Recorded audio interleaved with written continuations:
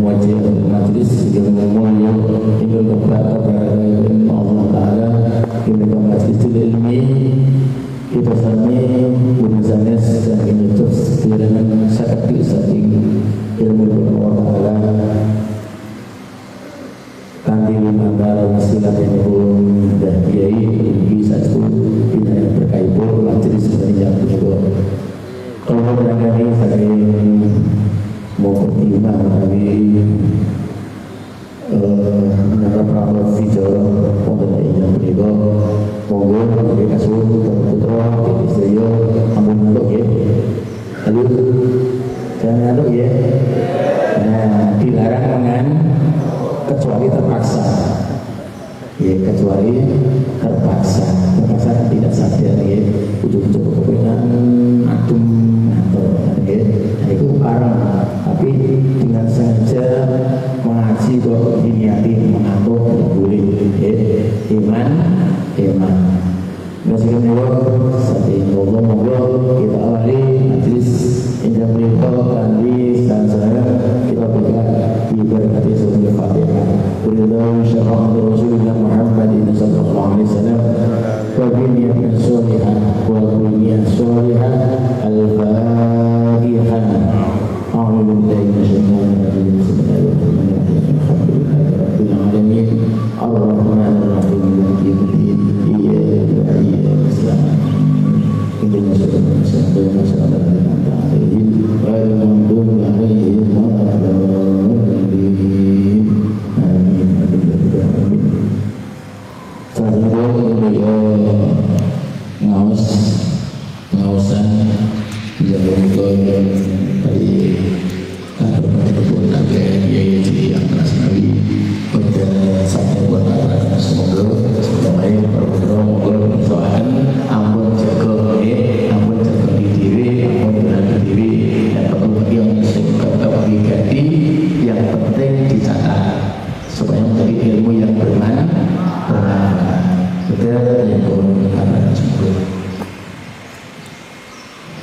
Assalamualaikum warahmatullahi wabarakatuh. Alhamdulillah alladzi atamma lana ni'am ba'dal qiyam min ar-rukud at-tawil fi hadhihi al-lailah summa afadhu alaina jami'an ni'am ni'matal imani wal islam wa syarrafana ummata sayyidina Muhammadin sallallahu alaihi wasallam bi syari'atil islam wa faddalana ala sairil umam bi risalati khairil insan wassalatu wassalamu ala man syarrafa ummatahu bisyafa'atihil ulma yawmal ziham alladhi da'a ummatahu ila dukhuli daris salam jannatin na'im birridwan warrahmah wassalam wa ala alihi wa ashabihi wa tabi'ihi wa muhibbihi ila yawmi yadkhulul mu'minuna jannah wal kuffarun niran amma ba'd.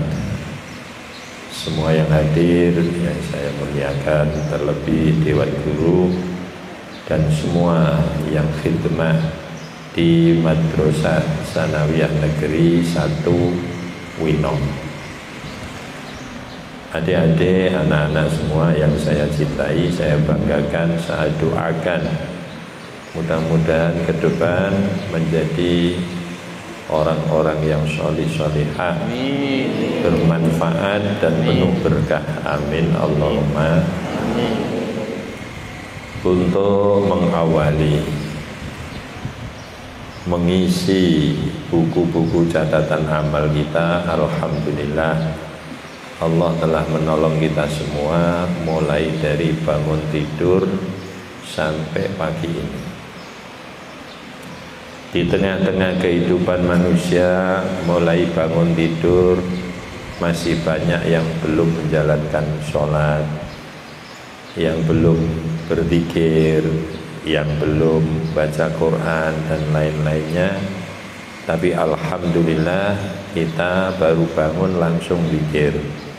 Alhamdulillahilladzi ahyana ba'dama amatana wa ilaihin nusyur. Awal dari hidup setelah mati. Berapa jam adik-adik tadi malam matinya? 8 jam apa 6 jam apa 5 jam? Tidurnya mulai jam berapa? 11. Alhamdulillah. Jadi 12, 1, 2, 3 bangun. Apa 4? 3, 4 jam. Kematian 4 jam sudah kita lalui dan Allah membangunkan lagi. Untuk mengawali kegiatan hari ini, Allah telah membuka lembaran amal dengan berzikir kepada Allah. Siapa saja yang bangun tidur langsung zikir kepada Allah, maka di hari itu nanti Allah akan selalu menolong orang itu untuk berbuat baik. Tapi mengawali hidup dari kematian tidur kok langsung pikirannya negatif, tidak ada doa di situ, tidak ada kepengen wudhu, sholat, maka nanti satu hari dia akan penuh dengan permasalahan-permasalahan yang sulit untuk membawa kebaikan. Itu karena diawali dengan baik, maka biasanya akhirnya pun menjadi baik. Maka ada ulama dawuh, al-bidayah lahiyan nihayah. Ini adik-adik supaya dihafalkan. Dawuh-dawuh yang pendek-pendek ini dihafalkan. Al-bidayah lahiyan nihayah. Start yang bagus akan menghasilkan finish yang bagus pula. Maka kita bangun tidur langsung zikir, maka nanti satu hari akan dimudahkan untuk berbuat baik oleh Allah Subhanahu wa ta'ala. Apa tadi? Al-bidayah lahiyan nihayah. Mudah-mudahan itu selalu kita terima anugerah Allah mulai kita bangun sampai nanti kita mengakhiri hidup sowan kepada Allah Subhanahu wa ta'ala. Karena kebiasaan-kebiasaan yang baik akan menimbulkan hasil yang baik pula. Walaupun mungkin 1 juta ada 1 orang yang mengawali hidupnya jelek, tinggal matinya baik. Tapi ya jarang sekali, 1 juta 1 mungkin. Atau kebalikannya, diawali baik, akhir hidupnya jelek. Maka dari sini selalulah kita punya niat yang baik, ya.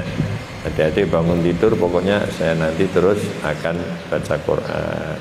Kalau nanti sudah di rumah, saya langsung nanti bantu ibu, saya nanti bantu ayah, dan saudara. Niat itu selalu ada niat yang baik. Ada sebuah kisah yang sangat masyhur.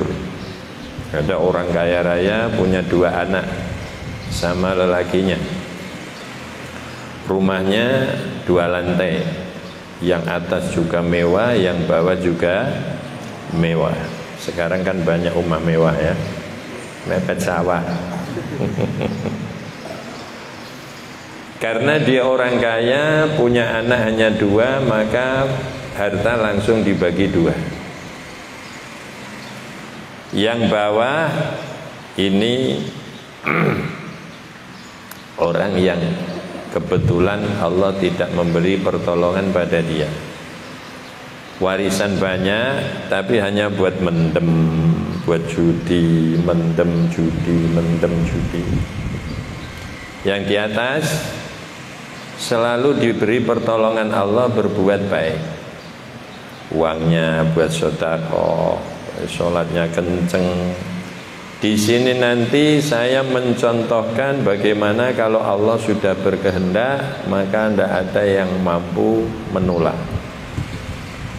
Terus sampai sekian puluh tahun. Satu saat yang mendem terus ini tiba-tiba dia teringat pada ayahnya, teringat pada ibunya, teringat pada Allah. Ya Allah, alangkah nikmatnya adik saya yang berada di atas, dia beribadah seperti itu. Saya sementara terus tenggelam dalam dosa, penuh lumpur-lumpur dosa yang selalu menempel di diri saya. Ini mulai ada pemikiran. Yang di atas juga punya pemikiran, ya Allah, amal saya sudah sekian banyak, tidak ada salahnya kalau saya sekali-kali turun dan mengikuti apa kata nafsu saya, toh nanti saya bisa tobat. Pikirannya seperti itu. Jadi yang sudah mendem sekian tahun mulai kebuka hatinya, yang ibadah sekian tahun kepingin sekali-kali menyenangkan hawa nafsunya. Ini ada dua orang yang punya niat beda, dari background awal juga beda. Background awal yang di bawah ini tukang mendem, yang di atas tukang zikir. Kalau adiknya zikir, dia juga zikirnya mendem, gedek-gedek. Ya. Adik-adik pernah melihat anak-anak pang yang baru mendapat cobaan dari Allah dan belum kuat menahan nafsunya. Saya pernah berhenti di satu pertigaan, tuh baru asik-asiknya mereka zikir, nyanyi sampai gitar ding ding ding ding ding ding ding ding ding, sampai gini-gini. Ada orang berapa, 6 atau 7 itu. Ternyata hati kecilnya mereka baik. Saya mau tanya jalan, berhenti, assalamualaikum, langsung berhenti semua, yang gitaran, yang nyanyi, waalaikumsalam. Mas, jalur untuk ke arah anu mana? Oh, ini masih lurus Pak. Nanti coba, kok tidak ngene, diblitui kok tidak gitu. Artinya hati kecilnya masih ada kebaikan, cuma terkadang tidak tersentuh. Tidak tersentuh.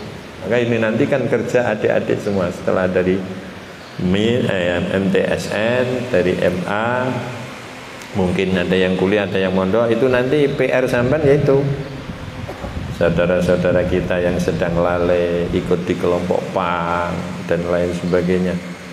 Itu sudah mulai banyak anak-anak yang tidak pakai pakaian kecuali dengan tato. Jadi bajunya itu baju tato.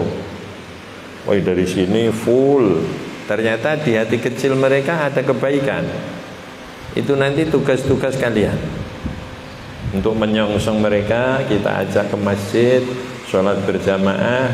Kita yang sudah baik, usahakan mereka menjadi ikut baik. Ada hadis yang sangat memprihatinkan. Umatku nanti akan pecah belah 73 kelompok.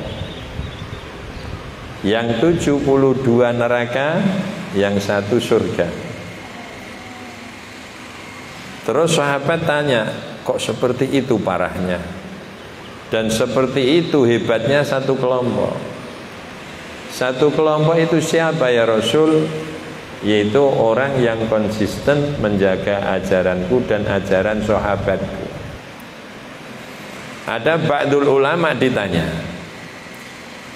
ya Syekh, umat ini berpecah belah sampai 73, 72 di neraka, 1 di surga. Siapa satu itu? Satu itu kelompok yang punya kepedulian bagaimana supaya yang 72 ikut ke surga. Masya Allah. Tidak kemudian malah dicaci maki, di neraka-neraka no. Yang kafir saja disuruh dekati supaya masuk. Loh, kok yang sudah Islam di neraka-neraka no. Jadi kelompok satu yang selamat itu siapa? Yang punya kepedulian bagaimana yang 72 ikut selamat dan masuk surga. Jadi ketika nanti adik-adik melihat anak pang, lihatlah itu saudara kita, teman kita. dekati, karena di dalam lubuk hatinya yang paling dalam masih ada kebaikan. Begitu pula orang sehebat apapun, selama dia belum nabi atau tidak nabi, karena nabi tidak bisa diusahakan, ada sekecil apapun kejahatan yang tersimpan. Contoh kedua kakak beradik tadi, yang sudah ibadah, sholat, puasa, sedekah sekian puluh tahun, titik kecil nafsunya ada keinginan untuk berbuat jahat. Yang sudah mendem judi sekian puluh tahun, hati kecilnya yang paling dalam masih ada kebaikan, yang ketika itu disentuh, disiram, maka akan tumbuh amal-amal yang baik. Maka kedua kakak beradik ini, yang di atas turun, yang di bawah naik. Yang di atas kepingin membahagiakan nafsunya walaupun mungkin hanya 1 jam, agar nanti dia bisa fresh pikirannya dan terus setelah itu tobat. Yang sudah mendem sekian puluh tahun naik, ya Allah, saya ingin menyusul adik saya, bagaimana saya bisa menjadi orang baik. Ada 2 niat bersamaan. Delalah, delalah itu bahasa Indonesianya apa? Delalah. Tidak terkira, tiba-tiba. Tiba-tiba itu bahasa Jawanya tiba-tiba itu ujuk-ujuk. Delalah. Pokoknya tidak komplit bahasa Indonesia. Nyana-nyana. Delalah loh. Itu yang dari atas terpleset menimpa yang dari bawah sampai semua wafat di bawah. Apa yang terjadi? Yang sudah ibadah sekian puluh tahun dengan niat jahat 1 kali, Allah menjadikan itu dosa besar. Yang sudah dosa sekian puluh tahun dengan niat ingin menghapus diri, maka Allah mengampuni dosa orang itu. Nah, maka adik-adik, di dalam setiap bangun tidur, niatkan dalam hati kita selalu ingin berbuat baik. Nanti akan dimudahkan Allah untuk seterusnya. Ada yang aneh dari niat. Saya mau tanya sama adik-adik, amal manusia berapa tahun? Yang baik, yang baik. Sesuai umur yang diberikan, betul ya? Kalau 60 tahun berarti dia ibadah berapa? 45 tahun. Karena 15 tahun itu usia apa? Balik. Yang mulai dihitung mulai balik. Jadi kalau punya usia 65 tahun berarti dia beramal berapa? 45 tahun. Manusia dosa berapa tahun? Sesuai umurnya. Kalau dia umurnya 65 tahun, 60 tahun, maka dia dosanya berapa tahun? 45 tahun. Tapi saya mau tanya, surga selamanya apa hanya 45 tahun? Lamanya. Neraka selamanya apa hanya 45 tahun? Kok bisa? Kita beramal hanya 40 tahun kok bisa dapat surga selamanya. Mereka orang kafir maksiat hanya 45 tahun tapi kok dapat neraka selamanya. Apa yang menjadi penyebab? Niat. Karena niat menjangkau pada masa yang tidak ada ujungnya.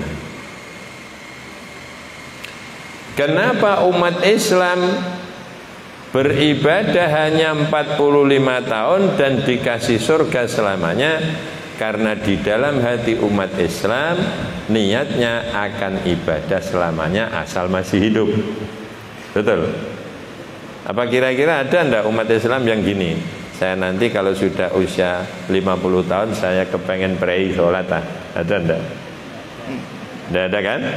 Artinya di dalam hati sini Selama usia saya masih, maka selama itu pula saya akan sholat, saya akan puasa, saya akan zakat, saya akan zikir, saya akan sekolah, saya akan menyekolahkan anaknya, dan seterusnya. Nah, dari sini maka amal walaupun hanya 40 tahun tapi bisa mendapat surga selamanya. Orang kafir pun seperti itu. Ada enggak orang kafir yang punya niat saya nanti berhenti mendem, berhenti makan babi, berhenti menyembah patung ketika usia saya 50? Enggak ada. Yang ada di benak hati orang kafir, asal dia masih hidup ya masih makan masih menyembah patung. Maka niat ini menjangkau pada masa yang tidak ada ujungnya. Maka orang kafir akan mendapat siksaan selamanya. Dan umat Islam pun akan mendapat pahala selamanya. Itu kekuatan apa? Kekuatan apa? Niat. Bahkan ada yang lebih hebat lagi. Rasulullah Sallallahu Alaihi Wasallam dawuh, niyatul mu'min khairun min amalihi. Niat seorang mukmin itu lebih baik daripada amalnya. Sudah dapat berapa adik-adik? Satu apa tadi? Al-bidayah lahiyan nihayah. Yang dua, niyatul mu'min khairun min amalihi. Niat seorang mukmin lebih baik daripada amalnya. Hadis ini ulama menafsiri dua macam. Satu, niatnya orang mukmin lebih baik daripada amalnya orang mukmin itu sendiri. Kok bisa? Niat belum diamalkan sudah ada pahalanya. Amal tidak ada niat, tidak berhasil pahala. Satu. Nomor dua, tiga nanti maknanya ya. Niat bisa menjangkau pada masa yang tanpa ujung. Amal tidak pernah mampu menjangkau pada masa yang tanpa. Karena apa? Usia ada batas waktunya. Yang nomor tiga, makna yang nomor tiga, hadis ini disabdakan baginda Rasulullah itu awalnya Rasulullah mengumumkan para sahabat, siapa ya besok pagi yang mau menduduk sumur, menduduk apa? Menggali. Siapa besok pagi yang mau menggali sumur? Ada sahabat sudah langsung niat di hatinya, pokoknya esok harus saya yang menggali. Ternyata ada yang lebih pagi tapi orang kafir. Digali itu sumur oleh orang kafir. Rasulullah, Rasul, ini sudah digali sama si fulan orang kafir. Oh, tidak apa-apa. Niyatul mu'min khairun min amalihi. Niatnya orang mukmin lebih baik daripada niatnya amalnya orang kafir. Kalau itu sudah jelas. Karena apa? Sama, orang kafir tidak bisa niat untuk amal. Karena syarat amal ada pahala bisa diterima kalau ada niat, dan niat tidak akan berhasil kalau orang itu belum masuk Islam. Nah, di sini adik-adik pentingnya kita punya niat yang selalu niat ini baik. Jangan sampai ada niatan yang jelek. Mungkin kalau di sini mungkin tidak ada, di sana-sana mungkin ada. Apa adik-adik? Ada adik-adik itu yang sekolah karena daripada di rumah suruh ngarit. Mondok daripada disuruh ngarit. Ini kelihatannya ya sama dengan yang lain. Yang membedakan apa? Niat. Maka upayakan niat selalu baik. Ba'dul ulama memberi cara dan contoh. Setiap kalian mau menjalankan Pekerjaan apa saja jangan gerak sebelum niatnya benar. Adik-adik mau sekolah, sudah keluarkan motor, sebelum starter apa niatnya? Ya Allah, saya ingin mencari ilmu, berikan aku ilmu yang manfaat, baru bismillahirrahmanirrahim starter. Mau pulang dari sekolah, ada niat apa nanti? Setelah di rumah ada niat apa nanti? Membantu orang tua. Ada apa saja yang akan kita lakukan, berhenti dulu. Jangan mulai gerak sebelum niatnya benar. Itu kalau sudah begitu terus dikulinakan, dikulinakan itu, dibiasakan. Saya itu kurang lancar kalau bahasa Indonesia. Sudah terbiasa, itu nanti dengan sendirinya setiap kita gerak ada niat bagus datang. Setiap gerak ada niat bagus datang. Ya, itu Allah akan memudahkan. Karena likulli syai'in minal kulina. Segala sesuatu tergantung kulinanya. Itu jangan ditulis ya, nanti dikira hadis. Likulli syai'in minal kulina. Jadi kebiasaan yang baik nanti akan membimbing hati untuk selalu punya niat yang baik. Penting itu. Maka di setiap ulama mau mengarang kitab itu yang paling banyak mengingatkan tentang niat. Innamal a'malu binniyat wa innamal likulli imri'in ma nawa. Faman kanat hijratuhu ilallahi wa rasulih fa hijratuhu ilallahi wa rasulih, dan seterusnya. Itu pentingnya niat.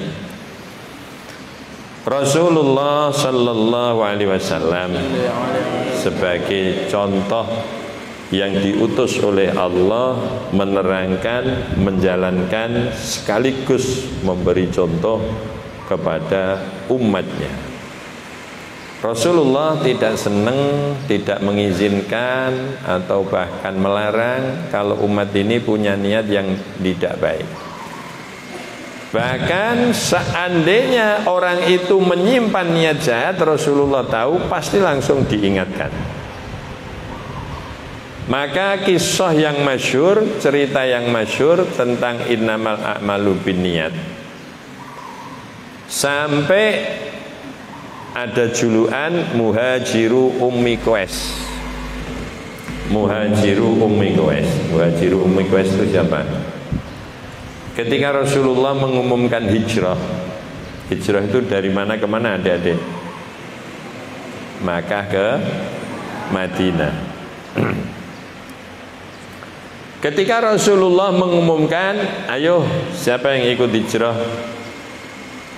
Ada satu sahabat yang menyimpan niat yang kurang baik, dan Rasulullah tahu. Sahabat ini orangnya masih muda, ganteng, punya uang. Begitu diumumkan hijrah, dia pernah mendengar bahwa di Madinah ada perempuan yang cantik, namanya Ummu Qais. Sahabat ini punya kerentek di dalam hati, pokok saya sampai Madinah harus bisa nikah dengan Ummu Qais. Rasulullah tahu, langsung ditampakkan di muka sahabat yang lain. Apa? Faman kanat hijratuhu lidunya yusibuha aw imra'atin yankihuha fa hijratuhu ila ma hajara ilaih. Tapi Rasulullah tidak menyebut nama langsung. Jadi adik-adik kalau mau mengingatkan teman jangan nama langsung, apalagi di depan orang banyak. Ya, Mama, ada sampan punya teman namanya Zaid, senengannya nipu orang. Kamu jangan seperti Zaid, senengannya nipu orang, jangan gitu. Ya, jadi orang jangan sampai menipu orang, karena kalau kamu ditipu juga ndak senang. Jadi ini kan umum namanya. Lah Rasulullah seperti itu. Karena ada kerentek yang tidak baik dari niat seorang sahabat yang ikut hijrah. Padahal hijrah ini amal yang berat. Berat kalau niatnya keliru akan sia-sia amal yang berat ini. Bagaimana tidak berat? Adik-adik belum pernah merasakan hidup, mencari rezeki sendiri. Adik-adik kan dalam rangka masih dalam rangka ngeten, ya. Pak sepatu, Pak kopiah, Pak bulanan, semua tinggal gini. Bagi yang sudah merasakan hidup, bagaimana dapat uang 100.000 dengan cara seperti apa? Ini di sini sulit dibayangkan. Lah sahabat dari Makkah ke Madinah perjalanan berapa adik-adik? 450 km kurang lebih. Jadi kalau Kudus Jakarta itu 450. Kalau sini ya ditambah 20 mungkin. Ya. Perjalanan 450 km nuwun sewu, yang kaya pakai kuda, yang kurang kaya pakai unta. Dan adik-adik jangan dibayangkan pergi ke Madinah itu terus lewat jalan tol, enggak ada. Lewat jalan aspal, enggak ada. Dulu saat itu jalan ya naik turun gunung. Dan jangan dibayangkan gunungnya seperti Gunung Pati. Banyak tanahnya, banyak tanamannya, bisa istirahat di setiap tempat. Karena tidak ada. Gunung itu ya batu itu, tidak ada tanahnya, tidak ada pepohonannya. Jadi kalau sudah begitu berjalan, bisa mengaup apa? Berteduh. Itu paling kalau ada gua. Itu baru bisa ke dalam gua. Kalau tidak nemui gua ya terus perjalanan dengan terik matahari yang sangat menyengat 450 kilo. Mungkin adik-adik walaupun cerita pernah mendengar program Pak Harto transmigrasi. Ya, banyak orang Pati yang di Sumatera, di Kalimantan. Saya pas ke Sumatera banyak ketemu orang Pati. Di Kalimantan, Pakalan Bun juga banyak. Program transmigrasi itu pindah dari Jawa ke Sumatera atau ke Kalimantan. Itu naik pesawat. Jadi dari pemerintah, siapa yang mau dinaikkan pesawat, dibawa ke sana. Sampai sana dikasih lahan untuk digarap sebagai lahan pertanian 2 hektar, tapi nebang sendiri pohon-pohon. Nebang sendiri 2 hektar, terus 1 hektar untuk perumahan, kebun dan bikin rumah. Dikasih sumbangan makan sampai 3 tahun. Sebelum 3 tahun terus di stok beras dan lauk pauk, tapi sebatas ayam kering, ikan kering. Zaman kuno oleh ngarani pedo, teri, tapi disubsidi 3 tahun. Loh itu tidak ada yang mau daftar, kecuali yang terpaksa benar-benar di daerahnya sudah tidak punya tempat, tidak punya tanah. Ini kita bisa bayangkan. Itu program berangkat gratis, naik pesawat, sana dikasih tempat, dikelola sendiri, mau ditanami apa saja, hasilnya suruh ngepek sendiri. Ngepek itu apa? Apa teman? Memiliki kan duweni, ngepek kok.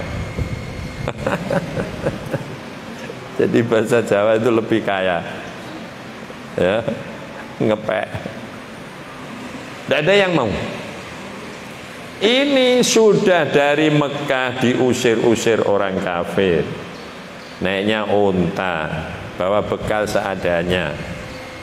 Lu bawa bekal yang banyak toh Pak, biar cukup. Kalau banyak tidak jadi sampai Madinah. Pijer ngotong-ngotong kurma. Jadi bekalnya minim. Pokok per hari makan 3 biji kurma. Saat pagi, siang, sore. Itu saja sudah kalau 1 on. Kalau butuh waktu 1 bulan sudah berapa kilo?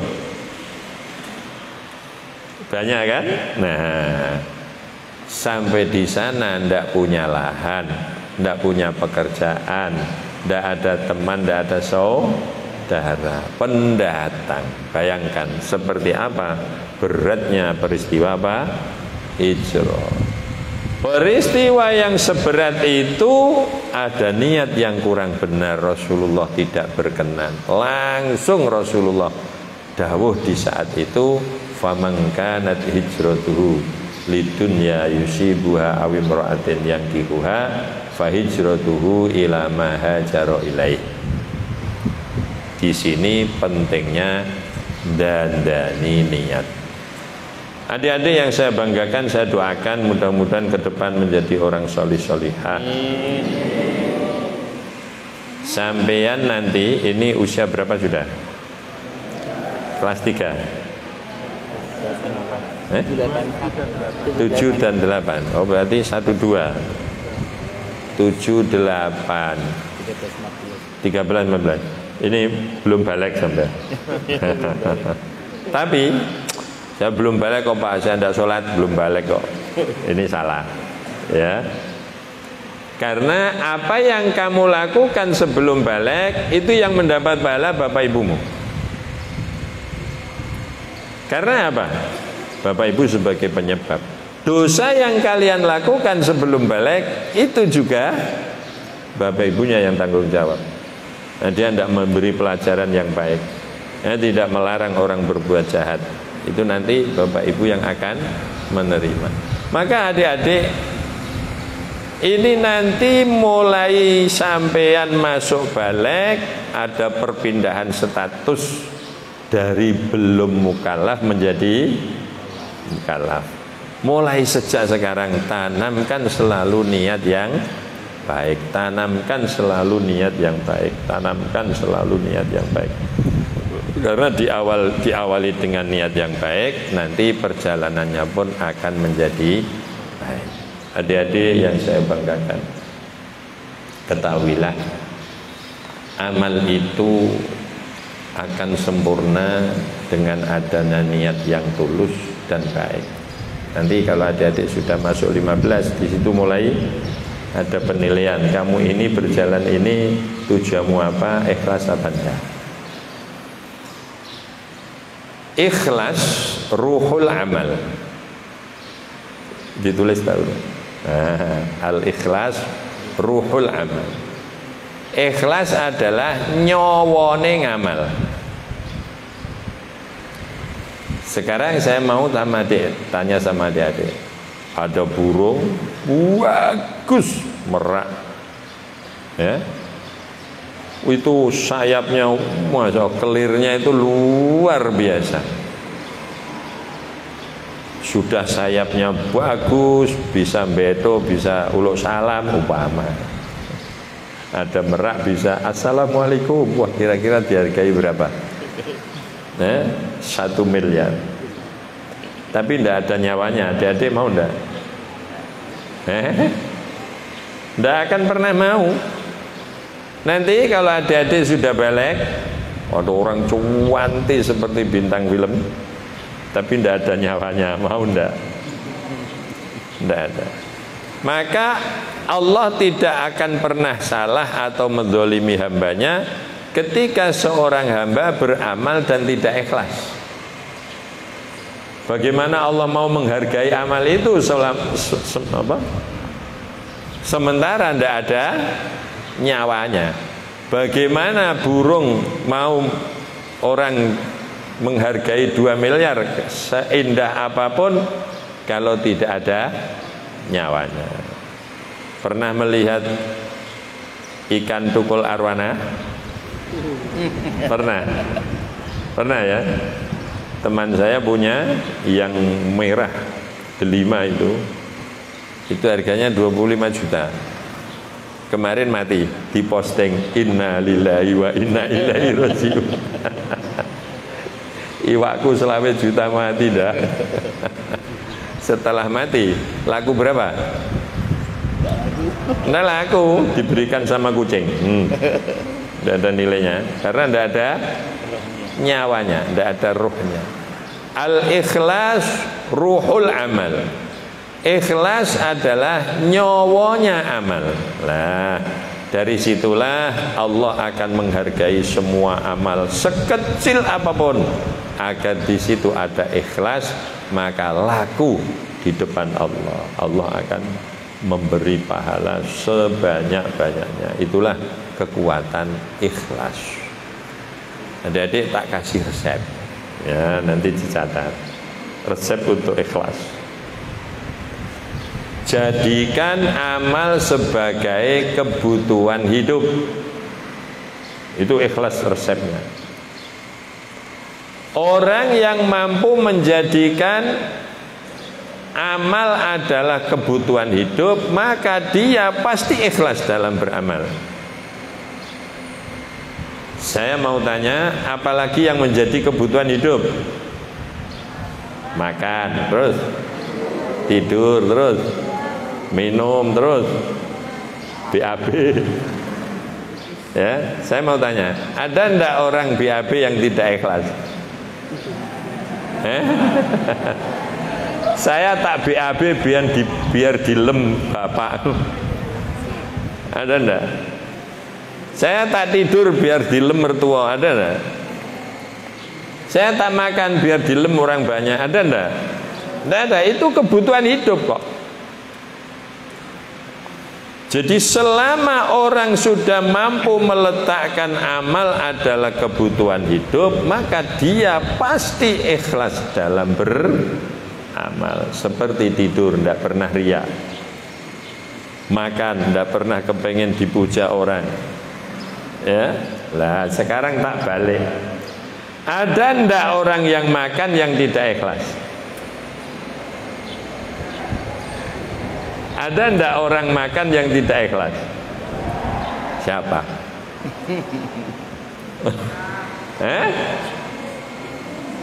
Ayo, ini tak ajari berpikir yang kritis. Ternyata ada makan yang tidak ikhlas. Siapa? Anak kecil. Umur petang tahun, mambut, mah nembok opai yo.